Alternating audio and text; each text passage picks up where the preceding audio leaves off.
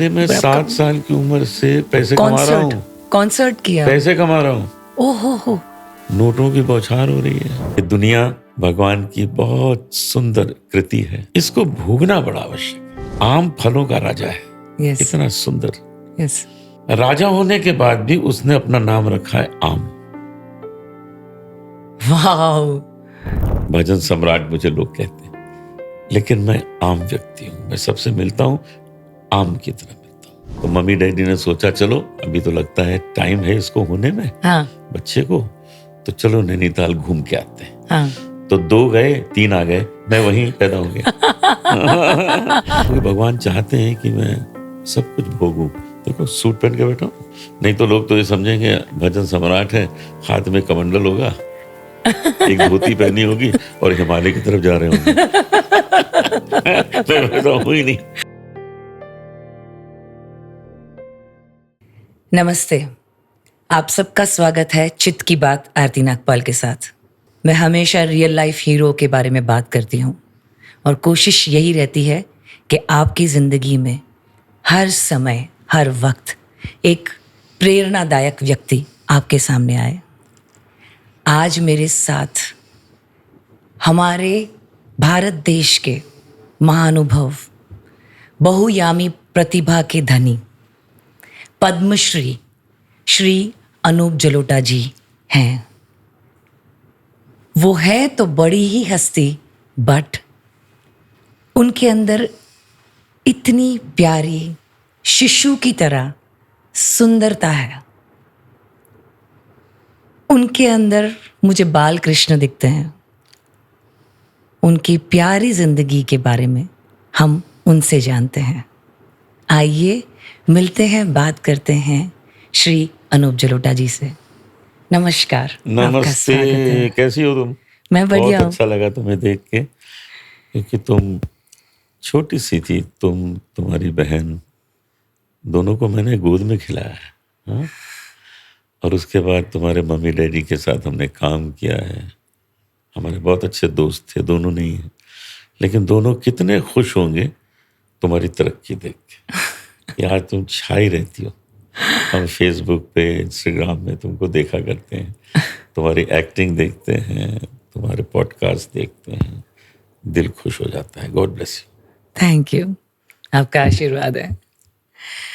अनूप जी, आपके जीवन में आपने ऐसी कोई जगह नहीं है या ऐसा कोई अनुभव नहीं है जो आपने ना किया हो, पर आपके अंदर ये जो एकदम कृष्ण जैसा एकदम सौम्य है, जो ये बाल कृष्ण जैसा जो ये रूप है हमेशा आपका बना रहता है, इसका क्या राज है? देखो, मैंने कबीर को गाया है, नानक को, तुलसी को, सूर को, मीराबाई को, रैदास को, कितने मैंने संतों को गाया है और बड़े भाव से गाया है, पूरा फील करके गाता हूं। तो पिछले 50-55 साल से गा रहा हूं, तो उनका 0.00001% तो आएगा ना मुझ में। हाँ, थोड़ा इतना तो आएगा ना। 100% 0.00001 Yes. अगर उतना आ गया जी तो फिर यही स्वरूप बन जाता है जो मेरा है। जी मैं इस दुनिया से बहुत प्रेम करता हूँ, बहुत प्रेम करता हूँ। ये दुनिया भगवान की बहुत सुंदर कृति है, ईश्वर ने जो बनाई है, इसको भोगना बड़ा आवश्यक है। जी, अगर आपने भोगा नहीं तो भगवान कहेगा अरे मैंने जो जो चीजें बनाई हैं उसका तुमने आनंद नहीं लिया। हाँ, सही बात। लेकिन उसमें फिर बाद में छन्नी से छान दो कि उसमें अच्छी अच्छी कौन सी चीजें हैं, उनको अपने आदत में ले आओ। जो अच्छी अच्छी चीजें नहीं है वो छन्नी में ऊपर रह गई, उनको डिस्कार्ड कर दो। भोग लो सब कुछ, सो नाइस। नहीं तो वो खुश नहीं होगा। वो कहेगा यार मैंने तुम्हारे गुलाब जामुन बनाया, तुमने क्यों नहीं खाया? तुम्हारे लिए अंगूर बनाए, वो तुमने क्यों नहीं चखे? तुम्हारे लिए आम बनाए। अरे आम पे देखो कितना अच्छा याद आया। आम हमको क्या सिखाता है?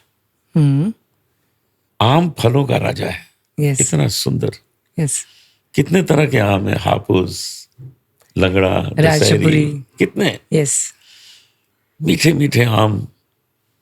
सुंदर आम, उसमें विटामिन भी हैं, यस, तो वो फलों का राजा है। राजा होने के बाद भी उसने अपना नाम रखा है आम। वाह, मैंने ये कभी पर्सपेक्टिव से देखा ही नहीं था, ये हाँ, जो ये नजरिया। हमें सीखना चाहिए कि आप अपनी फील्ड के राजा बन जाएं, लेकिन आम व्यक्ति की तरह रहें। ये मुझे आम सिखाता है। सुंदर। मैं चाहे भजन सम्राट मुझे लोग कहते हैं, लेकिन मैं आम व्यक्ति हूं। मैं सबसे मिलता हूं आम की तरह मिलता हूं।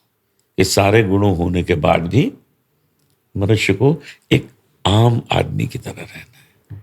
बहुत सुंदर, बहुत सुंदर, बहुत सुंदर भाव और विचार।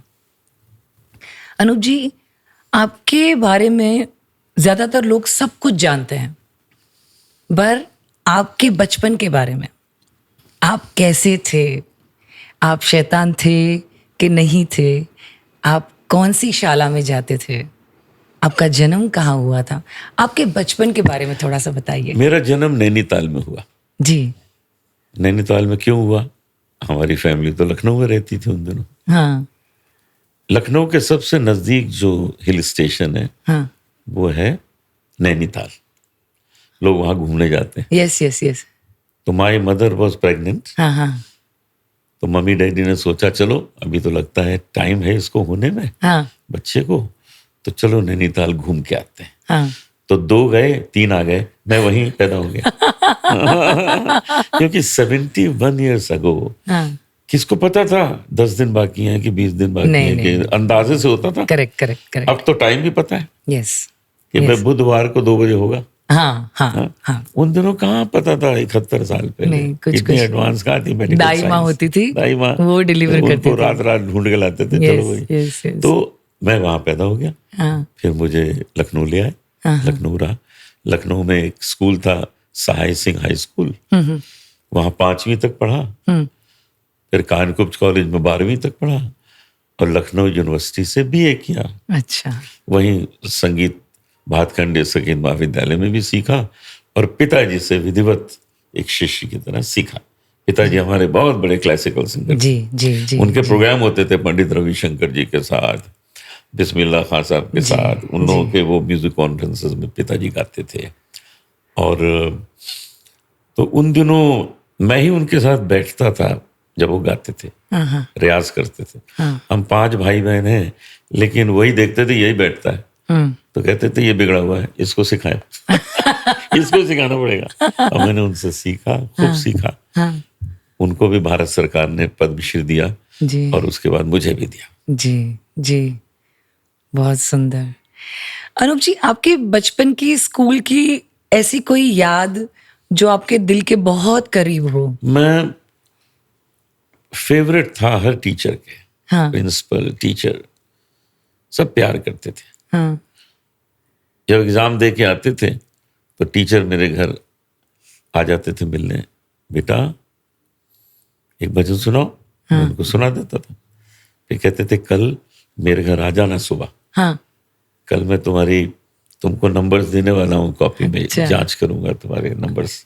तो जो कहोगे दे दूंगा, 1-2 भजन सुना देना। तो मैं घर जाता था और वो जितने मैं कहता था इतने नंबर दे दिए, इतने दे दिए। हाँ बेटा लो लो लो, और भजन सुना। ऐसे पास होते गए, पास होते गए, पास होते गए। तो आपको भजन का बचपन से ही वो आपके रूह में आ गया था, ऐसा लग रहा है मुझे। बेटा बचपन से ही। सबसे पहला जो मैंने स्टेज शो किया था when I was 7 years old। My God. तो मैंने भजन ही गाया था, ठुमक शरद रामचंद्र बाजत पैजनिया। मैं तुमको वो सब तस्वीरें दूंगा, तुम दिखा देना जी जी जी दर्शकों को। जी जी जी जी जी, जरूर तो जरूर बहुत अच्छा जरूर। होगा, अच्छा होगा, लोग खुश हो जाएंगे उस समय की तस्वीर देख के। ओह कितना सुंदर। आपको प्रभु ने चुना है कि यही जो है भक्ति रस जो सबके समाज में सब जगह पर फैलना चाहिए, वो आपके थ्रू, आपकी आवाज के थ्रू फैलेगा। ऐसे लगता है आप ही सिलेक्टेड थे प्रभु के द्वारा। मुझे उनका आदेश हुआ है भगवान का, ये करो। लेकिन मैं ये भी जानता हूँ कि भगवान चाहते हैं कि मैं सब कुछ भोगूं। देखो सूट पहन के बैठा हूं, डेफिनेटली पहन के। आप बहुत स्मार्ट लग है रहे ना? हैं। नहीं तो लोग तो ये समझेंगे भजन सम्राट है, हाथ में कमंडल होगा, एक धोती पहनी होगी और हिमालय की तरफ जा रहे होंगे। मैं तो हूँ ही नहीं, मैं तो सारी मस्तियां करता हूँ, मजे नहीं करता नहीं हूँ। नहीं नहीं नहीं। तो लोग इमेज बना लेते हैं अपनी। जी जी और भजन सम्राट लोग अपनी खुशी के लिए कहते हैं मुझे, जी जी जी मेरी खुशी के लिए नहीं, जी अपने को सेटिस्फाई करने के लिए। हमको इनका भजन बहुत पसंद है, हाँ तो ये भजन सम्राट है। जी जैसे शिरडी बाबा की मूर्ति है हाँ। शिरडी में, हाँ वो तो फकीर थे, जी उनको 1 करोड़ का ताज पहना के बैठाया हुआ है। जी ट्रू। तो भक्तों की इच्छा है हमारे बाबा 1 करोड़ का ताज पहने। पहना दिया, उनको थोड़ी चाहिए। करेक्ट तो मुझे भी कहाँ चाहिए भजन सम्राट की पदवी, लेकिन लोग अपनी खुशी के लिए देते हैं, तो ठीक है, खुश रहें वो। इसकी वजह से मैंने आपको जब इंट्रोड्यूस किया तो ये कहा कि बहुयामी प्रतिभा के मालिक, क्योंकि आप प्रोड्यूसर भी हैं, आप एक्टर भी हैं, आप भजन भी गाते हैं, आप गजल भी गाते हैं, लोगों को प्रोत्साहित भी करते हैं। बिल्कुल। आप लोगों को प्रोत्साहित करते हैं। और मैंने आपके साथ में बहुत समय गुजारा है, तो जब भी मैंने देखा है कि सामने वाला व्यक्ति कोई भी हो, कहीं से भी आ रहा हो, आप उसको इतना ज़्यादा इम्पोर्टेंस और इतनी तारीफ करते हैं उसकी कि उसको लगता है कि वाह वाह मैं कुछ हूँ। तो ये जो आपकी जो क्वालिटी है वो बहुत ही यूनिक और सुंदर है। देखो, सबके अंदर ईश्वर है, वाह तुमको भी ईश्वर चला रहा है, जी मुझे भी चला। जी मैं उस ईश्वर की तारीफ करता हूँ जो तुम्हारे अंदर बैठा हुआ है, वाह कि उस ईश्वर ने तुमको कितना सुंदर बना दिया। छोटी सी थी यस और अब इतनी तुम बड़ी हुई, क्या तुम्हारी ग्रूमिंग हुई है, कितने काम कर रही हो, तो ईश्वर करवा रहा है, उसकी तारीफ करनी चाहिए। यस क्योंकि वो ईश्वर जैसे ही शरीर से निकल जाएगा, ये शरीर समाप्त हो जाएगा, चलने फिरने लायक नहीं रहेगा। तो मेरे अंदर एक ईश्वर है जो मुझे गाना गवा रहा है, जो ये विचार सबके सामने रख रहा है। यस यस तो हमें उसको वैल्यू देनी चाहिए। जो मेरे सामने आता है मैं उस ईश्वर के दर्शन करता हूँ उसके। वाह बहुत सुंदर। मैं हर एक शब्द मेरे ऐसे है ना, ऐसे रोंगटे खड़े कर रहा है, सचमुच में बोल रही हूँ। इतना सुंदर जैसे सत्संग होता है ना, वैसा मुझे अनुभव हो रहा है अभी राइट नाउ। इतना सुंदर। मुझे भी बहुत खुशी है क्योंकि तुम तो वैसे ही एनलाइटेंड हो, तुम्हारे अंदर सुंदर भावनाएं हैं और तुमको हमेशा मैं अपने परिवार जैसा ही समझता हूँ। यस परिवार यस जैसा। यस मुझे याद है कि जब मेरी माँ की मृत्यु हुई थी तो हम उनके शरीर को ले जा रहे थे, जी तो तुम भी कांधा देने आई। तो हमने तुमसे कहा कि ये कुछ रिवाज होता है कि लड़कियां नहीं देती हैं, तो फिर तुम वहाँ से हट गई, नहीं तो तुमने भी अपना कांधा सामने कर दिया था कि मैं भी आ जाती हूँ उठाने। तो ये अपनापन है। और क्या है ये अपनापन ही तो है जी कि तुमने उसमें अपने माँ को देखा। यस हाँ? यस और हम तुमको देखते ही अपनी बच्ची में। अनूप जी, आपने प्रोफेशनल तरीके से भजन गाना स्टेज पर, आपका मतलब स्कूल में तो आपने भजन गाया ही है। अरे मैं 7 साल की उम्र से पैसे कमा रहा हूँ, कॉन्सर्ट किया। पैसे कमा रहा हूँ। ओहो हो। तो मेरे आपका पास कभी पहला रंगमंच कौन सा था? कमी नहीं रही पैसे की। वाओ 7 साल की उम्र में पहला प्रोग्राम आधा घंटा गाया। हाँ नोटों की बौछार हो रही है, रोज कोई ना कोई ले जा रहा, हमारे यहाँ गा दो, ये हमारी गली में फंक्शन है, हमारा होली मिलन है, उसमें गा दो। रोज पैसे मिल रहे हैं। वाह तो मैं तो उस उम्र से पैसे कमाता जा रहा हूँ। बहुत अच्छे पैसे लखनऊ में कमाता था जब तक रहा। जी 20 साल की उम्र में जी बीए पूरा करके मैं बॉम्बे आया। जी यहाँ तो मुझे जानता ही नहीं था। हाँ हाँ लखनऊ में मैं हीरो। हाँ हाँ हाँ हाँ तो मैंने कहा यहाँ फिर से जिंदगी शुरू करनी है। हाँ हाँ हाँ हाँ वो तो कुएं के मेढक हाँ जी हाँ जी वही थे वहाँ। छोटा शहर। हाँ जी हाँ जी तो यहाँ आके कोई जान नहीं रहा, तो मैंने यहाँ कोरस गाना शुरू किया। मैंने यहाँ ऑल इंडिया रेडियो में नौकरी की एज ए कोरस सिंगर। मेरी तनख्वाह थी 320 रुपये महीना, हाँ हाँ और वहाँ लखनऊ में मैं 200-300 रुपये रोज कमा लेता था। ओहो यहाँ 320 रुपये महीना की मैंने नौकरी की ओहो, कि यहाँ मुझे फिर से जीवन शुरू करना है अपने आप? अपने आप। तो बिना पिताजी के कोई सपोर्ट के कुछ भी नहीं? नहीं, कुछ नहीं, मैंने तो नौकरी की। अच्छा। पिताजी से तो सीखता ही था। जी जी जी लेकिन जी। मैंने कोरस में नौकरी कर ली, शुरू कर दिया गाना, धीरे धीरे धीरे करके। हाँ। आज तुम इंटरव्यू लेने आई हो मेरा।